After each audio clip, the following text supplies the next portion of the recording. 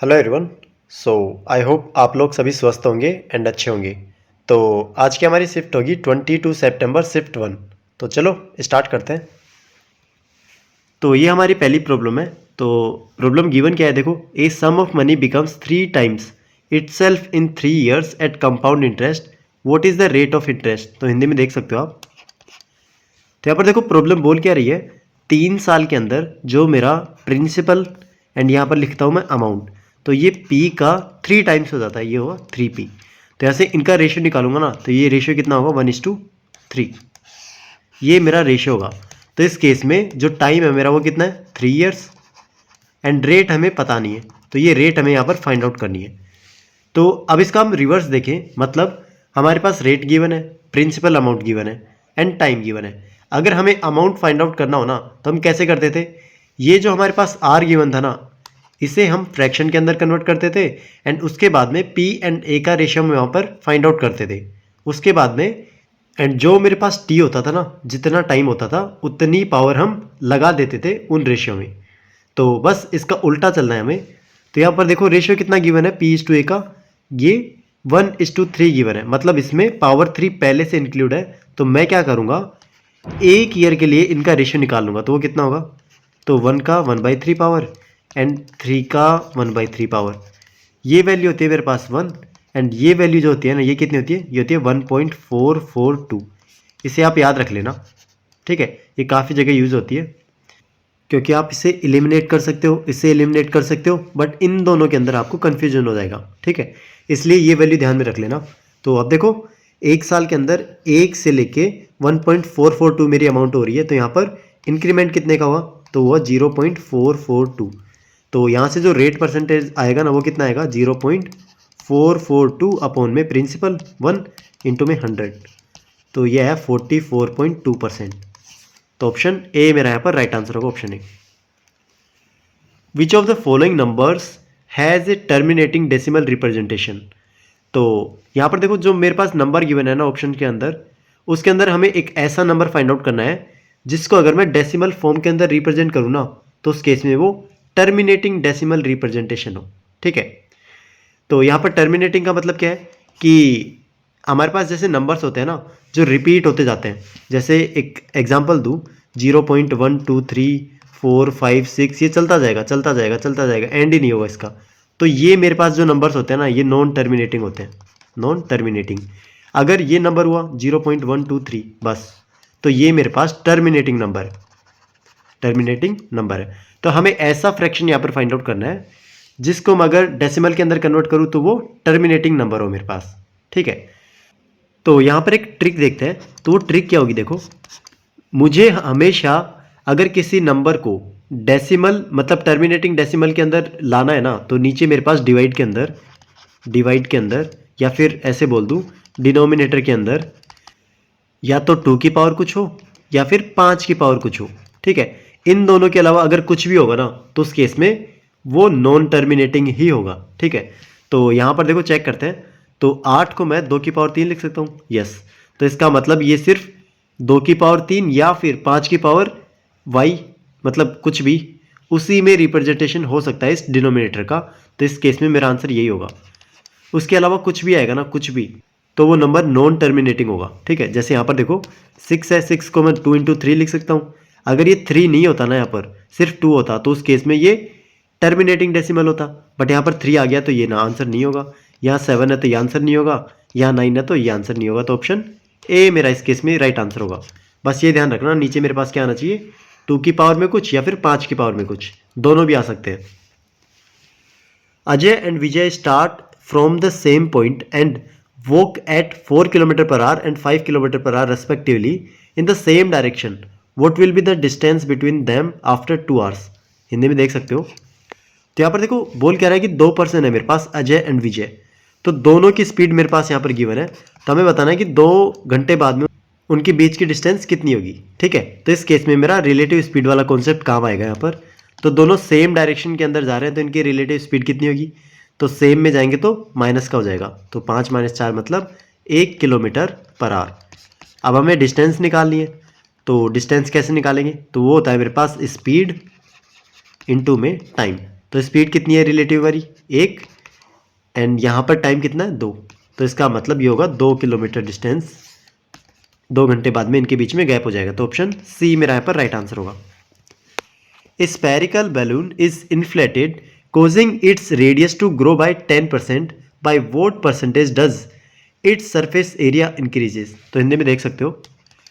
तो देखो प्रॉब्लम बोल क्या रही है कि मेरे पास एक बैलून है और उसकी रेडियस है ना, रेडियस ग्रो कर जाती है 10% से। कब? जब मैं उसमें हवा भरता हूँ, ठीक है।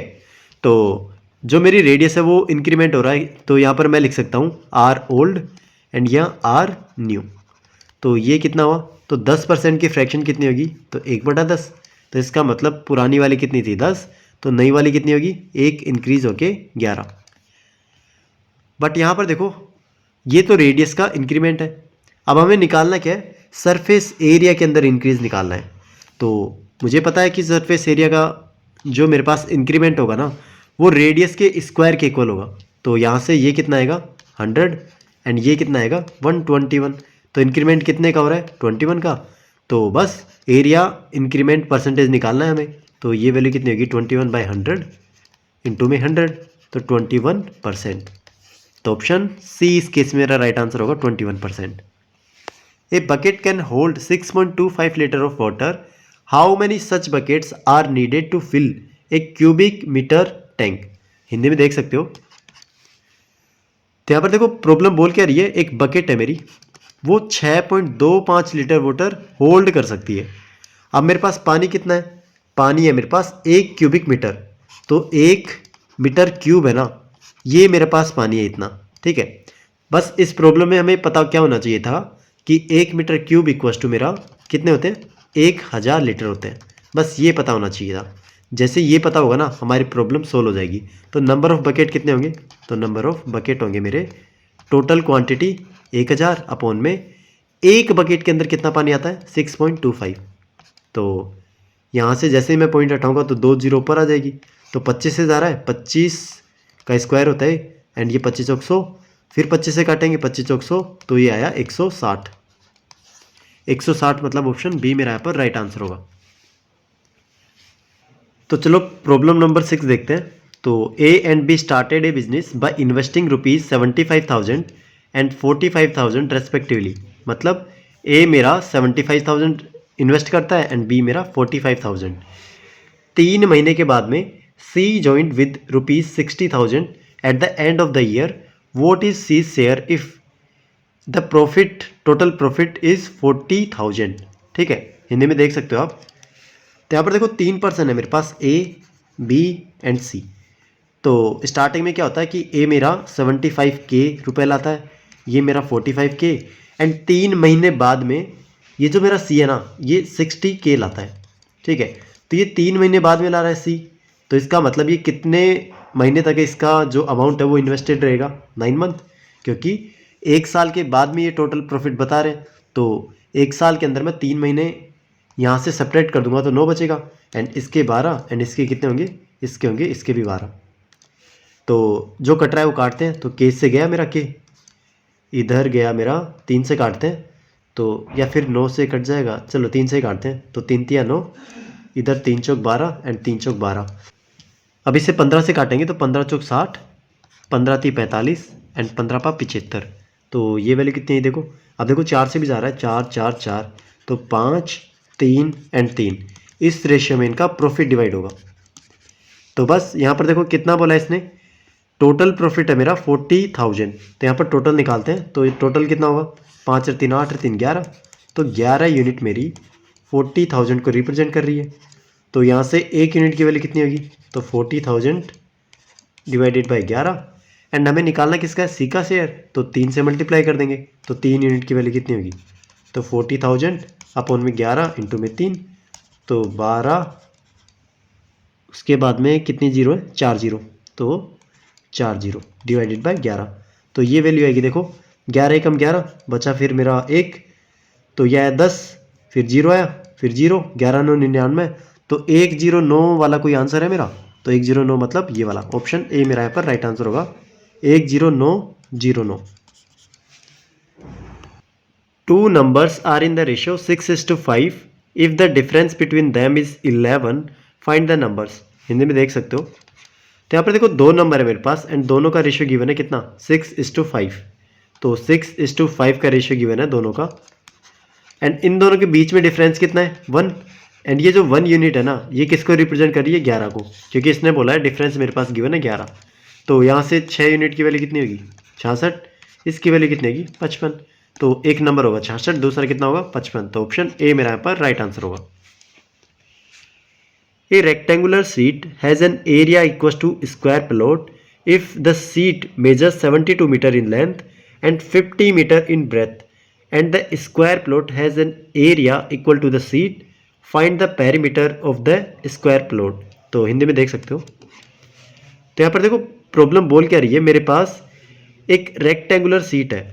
तो रेक्टेंगल है मेरे पास एक तरीके से, इसकी डायमेंशंस गिवन है कितनी 72 एंड ये 50 एंड इसका जो एरिया होगा ना एरिया ये मेरा किसके इक्वल होगा, तो एक स्क्वायर गिवन है, एक स्क्वायर प्लॉट, उसकी डायमेंशन मुझे पता नहीं है। तो इसकी डायमेंशन लेट से मैं मान लेता हूँ इसकी साइड ए है, ठीक है।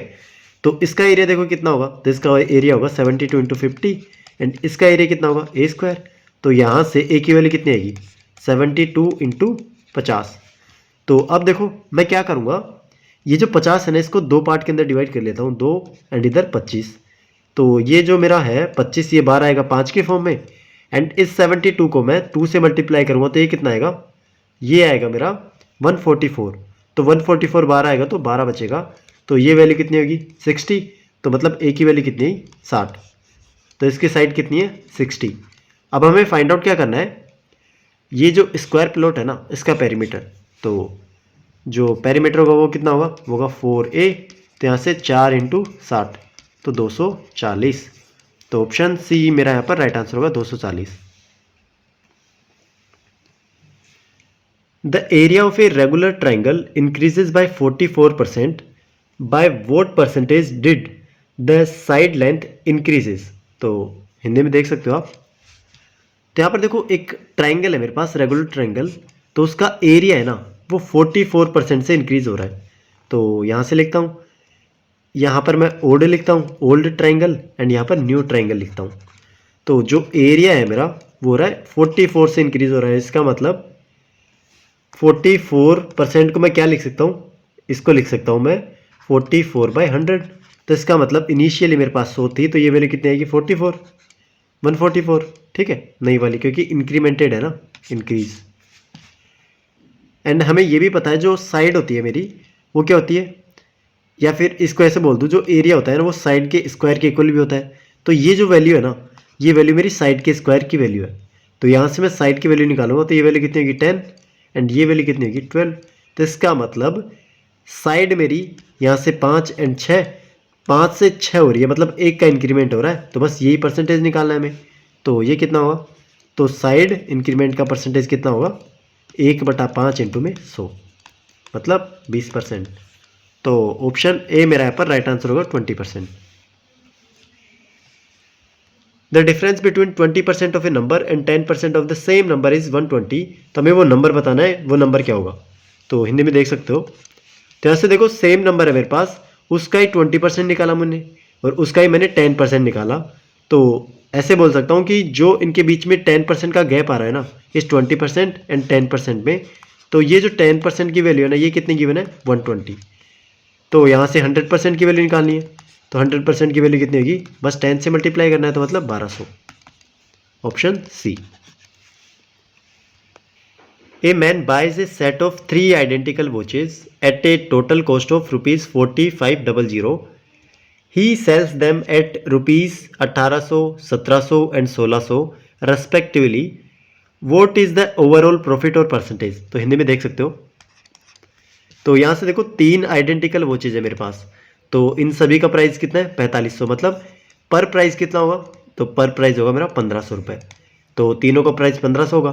तो ये 1500 से कितना ज़्यादा है 300, ये कितना ज़्यादा है 200, ये कितना ज़्यादा है 100 ज़्यादा है। तो यहाँ से टोटल मेरा जो प्रॉफिट आएगा वो कितना होगा 300, 200, 500 और एक 600। तो 600 रुपये का उससे प्रॉफिट हो गया।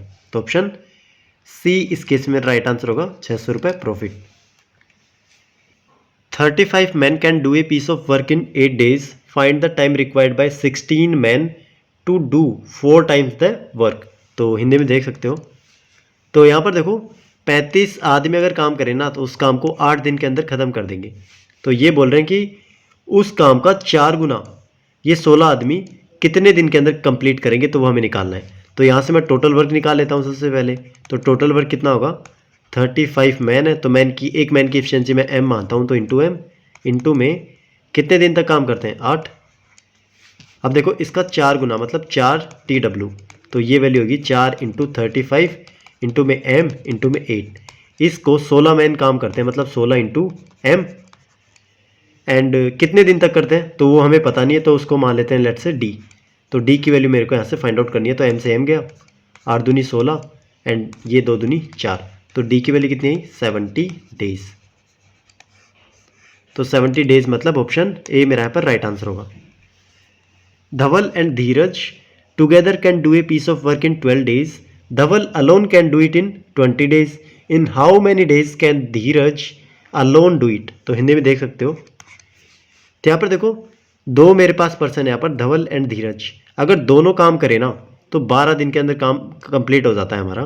तो दोनों करवाते हैं। तो ये मेरा है धवल एंड प्लस धीरज। एंड इधर देखो धवल अकेला काम करे तो उसको 20 दिन के अंदर कंप्लीट कर लेता है। तो ये हुआ धवल, इसको 20 दिन के अंदर कंप्लीट कर लेता है, ये 12।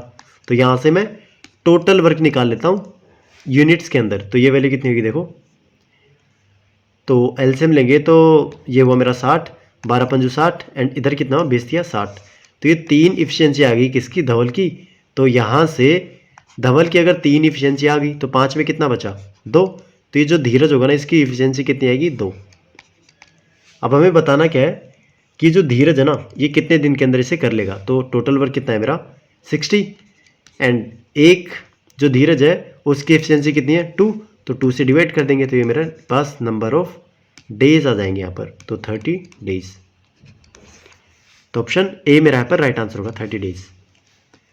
The average salary of 40 workers in a factory is rupees 24,000। If the salary of a supervisor is added the average rises to rupees 24,500।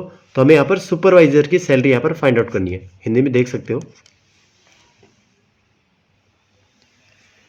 तो यहाँ पर देखो प्रॉब्लम बोल क्या रही है, मेरे पास 40 वर्कर्स हैं एंड एक सुपरवाइजर है। तो जो 40 वर्कर है उनका एवरेज सैलरी कितना है 24,000 एंड जो सुपरवाइजर है उसका हमें पता नहीं, लेट से उसका एक्स यहाँ पर सैलरी है। तो इनका मिलाऊंगा तो टोटल मेरे पास कितने होंगे 41। तो 41 का जो एवरेज गिवन है ना वो कितना गिवन है 24,500। तो हमें बताना है कि इस एक्स की वैल्यू कितनी होगी। तो ये जो x की वैल्यू है ना, x की वैल्यू ये डिपेंड करेगी कि जो 40 वर्कर्स है ना ये इस एवरेज से कितना वेरी कर रहे हैं। तो निकालते हैं। तो देखो इन सभी 40 वर्कर्स का एवरेज कितना है 24,000। तो ये कितना वेरी कर रहे हैं, तो ये 500 कम है इनके पास, किनके पास, इन 40 वर्कर्स के पास, इनके एवरेज के पास। तो एक के पास 500 कम है तो टोटल कितना कम होगा इंटू 40। तो ये वैल्यू कितनी होगी, तो 20,000। तो ये हुआ 20,000। तो 20,000 यहाँ पर कमी हुई है। तो इस कमी को पूरा कौन करेगा, तो इस कमी को पूरा करेगा ये, मतलब ये सुपरवाइजर होगा ना। ये कैसे करेगा देखो, इसका भी ये जो 41 पर्सन्स की एवरेज सैलरी है ना ये तो होगी एंड इससे वेरी करेगा कितना, इधर माइनस है तो इधर क्या आ जाएगा प्लस का, तो 20,000। तो ये वैल्यू हुई 44,500। 44,500 मतलब ऑप्शन सी मेरा यहाँ पर राइट आंसर होगा 44,500। Two right prisms have the same height of 10 centimeter. One has a regular hexagonal base with side 6 centimeter and the other has a square base with side 6 centimeter. तो हमें बताना है कि what is the ratio of their volumes। तो हिंदी में देख सकते हो। तो यहाँ पर देखो प्रॉब्लम बोल क्या रही है, मेरे पास दो राइट प्रिज्म है यहाँ पर, एक है हेक्सागोनल बेस वाला, एक है स्क्वायर बेस वाला। तो ये एक है हेक्सागोनल बेस वाला एंड इधर है स्क्वायर बेस वाला। तो इनका वॉल्यूम का हमें यहाँ पर रेशियो फाइंड आउट करना है। तो हमें पता है कि जो प्रिज्म होता है ना उसका वॉल्यूम कितना होता है, तो उसका होता है बेस एरिया इंटू में हाइट एंड इधर भी होगा बेस एरिया इंटू में हाइट एंड इसने बोला है स्टार्टिंग के अंदर ही कि दोनों की हाइट है ना सेम है, तो इसका मतलब ये कैंसिल हो जाएगा। तो यहाँ से जो मेरा बेस एरिया का जो रेशियो आएगा ना वो सेम है, हमारा वॉल्यूम का रेशियो होगा। तो इनका बेस एरिया निकालते हैं।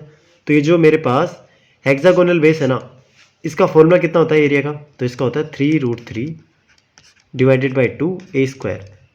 एंड इधर जो मेरा ये स्क्वायर है, इसका बेस का एरिया कितना होता है, तो इसका होता है a²। यहाँ पर a1 एंड ये a2। अब यहाँ पर देखोगे कि जो साइड्स है ना वो भी सेम है, यहाँ कितनी है 6 एंड यहाँ पर भी कितनी है 6, तो ये कैंसिल हो जाएगा।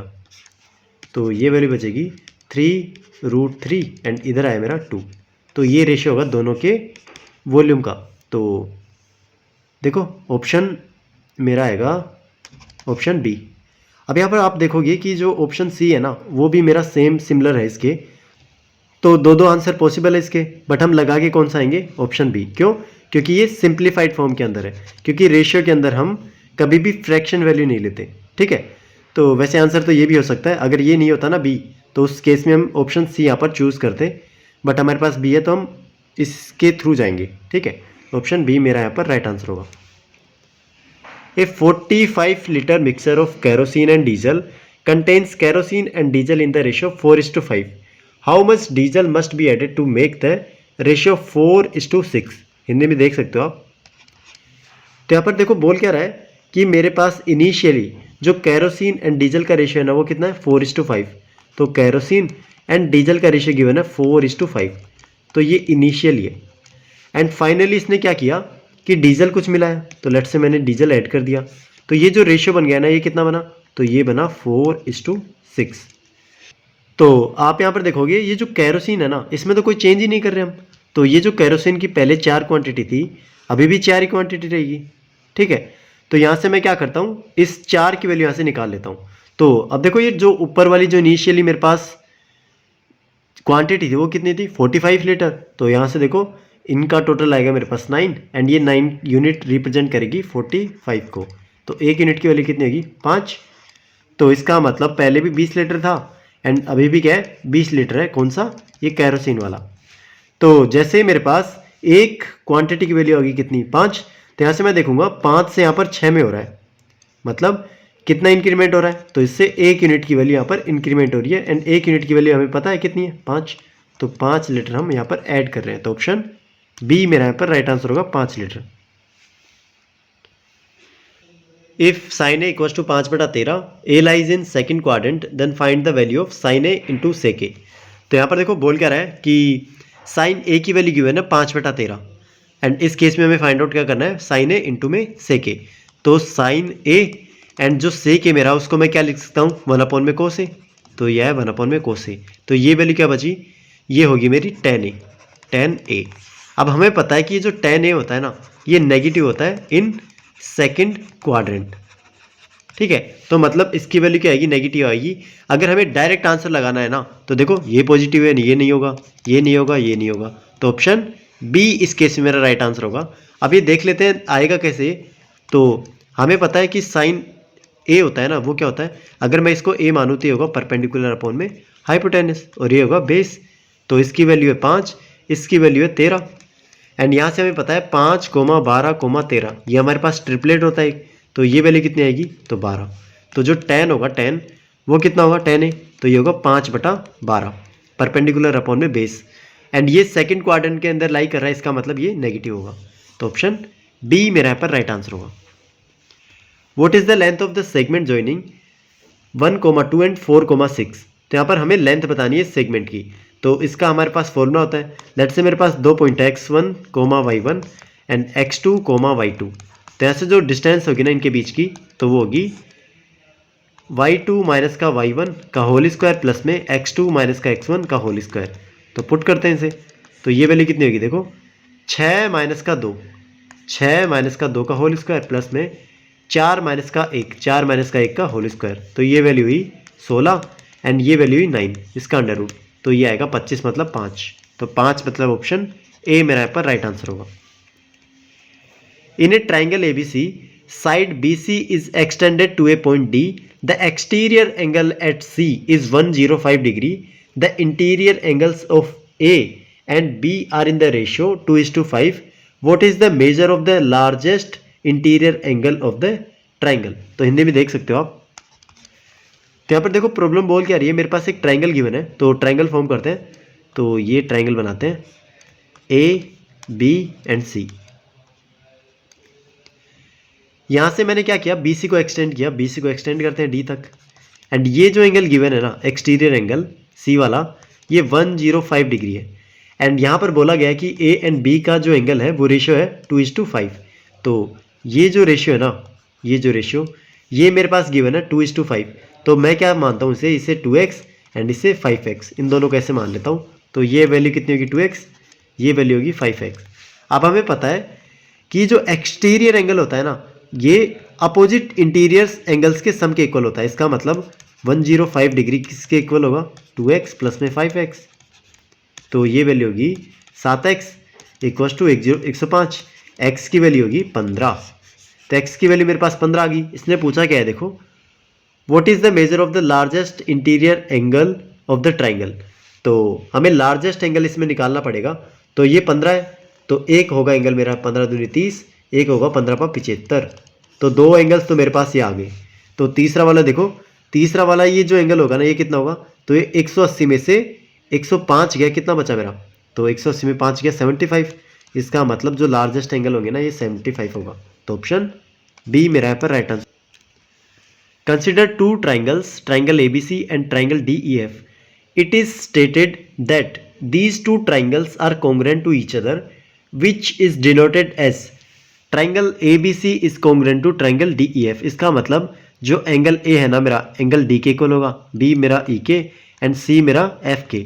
ऐसे ही जो साइड BC है वो DE के इक्वल होगी, सॉरी AB जो साइड है वो DE के इक्वल होगी, BC मेरी EF के एंड AC मेरी DF के। तो यहाँ पर गिवन है एंगल A मेरा 50 डिग्री है। तो यहाँ पर हमें एंगल D की वैल्यू यहाँ पर फाइंड आउट करनी है। तो देखो जब भी दो ट्राइंगल मेरे पास कॉन्ग्रुएंट होते हैं ना, तो उनके जो प्रोपोर्शनल वाले लेटर्स होते हैं ना, उनके एंगल इक्वल होते हैं। तो यहाँ पर देखो A मेरा D के इक्वल होगा, तो A मेरा 50 गिवन है, तो D भी कितना होगा 50। तो ऑप्शन B मेरा यहाँ पर राइट आंसर होगा। Given x plus 1/x equal to 5, तो हमें इसकी वैल्यू यहाँ पर फाइंड आउट करनी है। तो यहाँ पर हिंदी में देख सकते हो आप। तो चलो इसे सोल्व करते हैं। तो देखो 2x अपॉन में x स्क्वायर माइनस का 1, ये वैल्यू मेरे को फाइंड आउट करनी है यहाँ से। तो मैं क्या करूँगा, इसको थोड़ा सा रीअरेंज करते हैं। तो 2 पर रखूँगा, x नीचे लेके आऊँगा, तो ये वैल्यू बनेगी मेरी x माइनस का 1/x।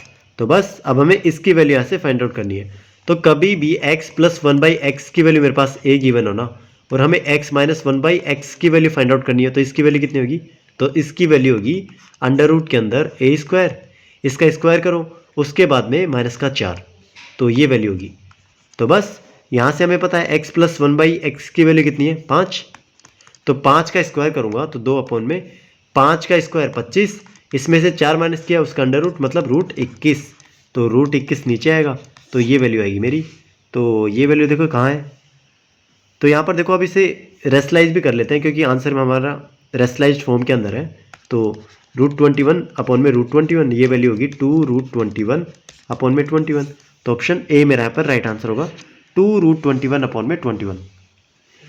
ए कोड of length 24 centimetre lies 7 centimetre away from the centre of a circle, what is the approximate radius of the circle. Hindi में देख सकते हो आप। तो यहाँ पर देखो बोल क्या रहा है कि एक कोड गिवन है मेरे पास 24 सेंटीमीटर लेंथ की, जो कि सेंटर से 7 सेंटीमीटर दूर है। तो कोड बनाते हैं। तो ये मैंने कोड बनाई, इसकी लेंथ कितनी है, इसकी लेंथ है मेरी 24, एंड ये जो सेंटर से इसकी बीच की डिस्टेंस है ना, ये कितनी है 7। तो हमें बताना है कि ये वाली डिस्टेंस कितनी होगी, मतलब रेडियस कितनी होगी इसकी। ठीक है, अब देखो मैंने इस पॉइंट को एंड ये जो मेरे पास कोड गिवन है ना, इस पॉइंट को मैच किया है ना, तो ये परपेंडिकुलर लाइन होती है एंड इसको इक्वल पार्ट के अंदर डिवाइड करती है। इसका मतलब ये 12 होगा एंड ये भी कितना होगा 12। ठीक है, अब यहाँ से मेरे पास एक ट्राइंगल बना, राइट एंगल ट्राइंगल, ये वैल्यू है 7, ये वैल्यू है 12। तो यहाँ से ये वैल्यू हमें यहाँ पर फाइंड आउट करनी है। तो इसकी वैल्यू कितनी होगी, तो इसकी वैल्यू होगी, तो हाइपोटेनस की वैल्यू होगी अंडर रूट के अंदर 7 का स्क्वायर मतलब 49 प्लस में 12 का स्क्वायर मतलब 144। तो ये वैल्यू देखिए कितनी हुई, 9 4 13, 1 ये 9 1, इसका अंडर रूट। तो h की वैल्यू ये आ गई मेरे पास। अब देखो हमें अप्रोक्सीमेट रेडियस यहाँ पर फाइंड आउट करनी है, तो इसकी वैल्यू किसके नज़दीक आ रही है, तो इसकी वैल्यू 14 के नज़दीक आ रही है, क्योंकि 14 का स्क्वायर कितना होता है 196। तो ऑप्शन बी मेरा यहाँ पर राइट आंसर होगा। A chord AB of a circle has a length of 10 centimeter. The angle subtended by the chord at a point C on the major arc is 30 degree. तो हमें radius बतानी है circle की क्या होगी। तो काफ़ी अच्छी प्रॉब्लम है, हिंदी में देख सकते हो आप। तो देखो ये प्रॉब्लम स्टेटमेंट समझते हैं, बोल क्या रही है। तो मेरे पास एक सर्कल गिवन है यहाँ पर, एंड यहाँ पर देखो एक कोड गिवन है AB। तो ये एक AB कोड है। अब जैसे ही मैंने AB कोड बनाई ना, तो ये वाला जो पॉइंट है ना, यहाँ से यहाँ तक की आर्क, ये होगी मेरी माइनर, एंड ये जो आर्क होगी ना, ये होगी मेरी मेजर आर्क। अब इसके अंदर देखो गिवन क्या क्या है, इस जो AB है ना, AB इसकी लेंथ गिवन है मेरे पास 10। तो यहाँ से यहाँ तक की लेंथ कितनी है 10 सेंटीमीटर। एंड और क्या बोल रहा है कि ये जो मेरे पास ये जो AB कोड है ना, AB कोड है, ये किसी पॉइंट C जो कि मेजर आर्क के ऊपर है। तो यहाँ पर कोई पॉइंट मैं C बना देता हूँ, ये मेजर आर्क के ऊपर है, तो इसको ज्वाइन करूँगा ना, तो इसको ज्वाइन करूँगा तो ये एंगल मेरे पास कितना है 30 डिग्री। ठीक है, तो बस हमें रेडियस फाइंड आउट करनी है यहाँ से। तो यहाँ से देखो ये सेंटर्ड मैं पॉइंट मान सकता हूँ इसको O। तो मेरे पास एक प्रॉपर्टी होती है, अगर एक सर्कल के अंदर एक कोड किसी सर्कमफ्रेंस पॉइंट पर थीटा एंगल बना रही है ना, तो सेंटर के ऊपर 2 थीटा का एंगल बनाएगी। तो यहाँ से ये एंगल कितना होगा, तो ये एंगल होगा 60 डिग्री, 30 का डबल 60 डिग्री। तो ये 60 डिग्री है, ये कितनी है R, ये कितनी है R। तो अगर ये दोनों साइड इक्वल है तो इनके अपोजिट वाले एंगल भी क्या होंगे इक्वल। तो ये कितने होंगे, तो ये भी 60 के होंगे। तो यहाँ से मेरे को पता क्या चला कि ये जो ट्राइंगल बनाया ना AOB, ये एक इक्विलेटरल ट्राइंगल है, एंड इसकी एक साइड कितनी गिवन है 10 सेंटीमीटर। तो ये R की वैल्यू भी कितनी होगी 10 सेंटीमीटर। तो काफ़ी अच्छी प्रॉब्लम थी। तो 10 सेंटीमीटर मेरा आंसर आएगा, तो ऑप्शन बी मेरा यहाँ पर राइट आंसर होगा। If sine A equals to m/n, तो हमें कोस ए की वैल्यू यहाँ पर फाइंड आउट करनी है m एंड n की टर्म्स के अंदर। तो सोल्व करते हैं इसे। तो यहाँ पर देखो अगर मैं एंगल यहाँ पर a मानूँ इसको, तो ये m होगा, ये n होगा। तो ये साइड कितनी होगी, तो ये होगी n स्क्वायर माइनस का m स्क्वायर। पाइथागोरस इक्वेशन लगाई है मैंने यहाँ पर। तो निकालने किसकी वैल्यू है, कोस ए। कोस ए क्या होता है मेरा बेस अपॉन में हाइपोटेनस। तो ये वैल्यू होगी n स्क्वायर माइनस का m स्क्वायर अपॉन में n। तो देख लो किसके अंदर है, तो ऑप्शन ए ही मेरा यहाँ पर दिख रहा है। तो ऑप्शन ए मेरा यहाँ पर राइट आंसर होगा। तो लास्ट प्रॉब्लम करते हैं। You earn $52.50 in 3.5 hours, your hourly wage as a fraction is. तो हमें घंटे की यहाँ पर बतानी है कितनी फ्रैक्शन वैल्यू होगी इसकी, कितना कमाता है, जबकि 3.5 घंटे के अंदर ये $52.50 कमा लेता है। तो एक घंटे की निकालने के लिए मैं क्या करूँगा, इस 52.50 को 3.5 से डिवाइड कर दूंगा। तो देखो जीरो लगाऊंगा, ये जीरो जीरो गया, ये इससे कट गया। अब देखो 7 से जाएगा ये, या फिर चलो 5 से काट लेते हैं। 5 7 35, 5 एकम 5, 0 55 25, 7 से भी जा रहा है, तो यह है 15। तो इसका मतलब 15/1। तो ऑप्शन ए मेरा यहाँ पर राइट आंसर हुआ। Thank you everyone.